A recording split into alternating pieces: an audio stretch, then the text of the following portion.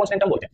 अब आपको कहता है कि इसके जीरोस निकालने हैं। कैसे निकालेंगे? सबसे पहले आपने 9th क्लास में पढ़ा होगा स्प्लिट द मिडिल टर्म। क्या करते हैं? c मल्टीप्लाई बाय a, यानी कांस्टेंट टर्म की multiply coefficient of x square के साथ करेंगे तो आपके पास जो वैल्यू आती है उसके हमें फैक्टर करने होते हैं। तो यहाँ पे क्या है 8 into 1, x स्क्वायर का कोएफिशिएंट क्या है 1, तो 8 into 1 करेंगे तो कितना आ जाएगा 8। अब 8 के हमें ऐसे फैक्टर निकालने हैं जिन्हें क्या करें माइनस करने पर 2 आता है।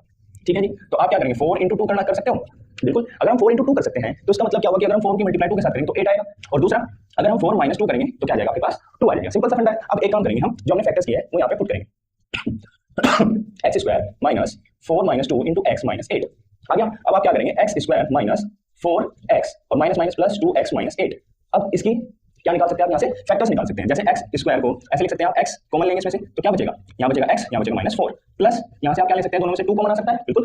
क्या बचेगा, यहाँ से x बचा और यहाँ से -4। अब दोनों ब्रैकेट सेम बन गए तो एक ब्रैकेट को वन टाइम लिख सकते हैं और जो बचता है उसको हम दूसरे ब्रैकेट के साथ लिखेंगे। तो x -2 and x + 2 is a factor of this equation. अब उसने कहा है इसको वेरीफाई करना है। आपको पता है कि 10th क्लास के जो पॉलिनोमियल चैप्टर 1 है उसमें आपको समझाया गया था कि सम ऑफ जीरोस। अब ये जीरोस पहले हम क्या करेंगे, यहाँ से जीरोस निकालेंगे। जीरोस कैसे निकलेंगे?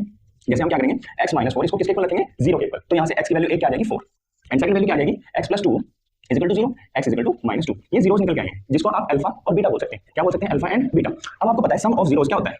सम ऑफ जीरोस होता है -b/a और b क्या होगा यहाँ पर? ये होता है आपके पास माइनस कोएफिशिएंट ऑफ x/कोएफिशिएंट ऑफ x स्क्वायर।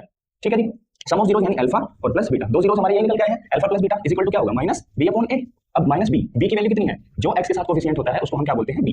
तो माइनस अल्फा की वैल्यू कितनी निकल के आई है 4 प्लस -2, क्योंकि बीटा हमारा कितना निकल गया -2। यहाँ से हम क्या करेंगे माइनस b की वैल्यू कितनी है -2 और अपॉन में x स्क्वायर का कोएफिशिएंट कितना है 1, ये हो जाएगा 4 -2 एंड माइनस माइनस प्लस 2, तो 2 इज इक्वल टू 2। ये तो आपने कर दिया है सम। अब क्या निकालना है? प्रोडक्ट। तो प्रोडक्ट ऑफ द जीरोस वो क्या होता है? वो होगा हमारे पास कांस्टेंट टर्म अपॉन में कोएफिशिएंट ऑफ x स्क्वायर।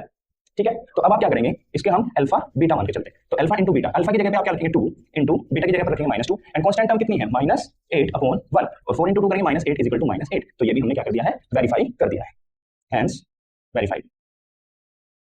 तो ये इस टाइप से इसका आंसर हो जाएगा। नेक्स्ट क्वेश्चन करेंगे अब हम।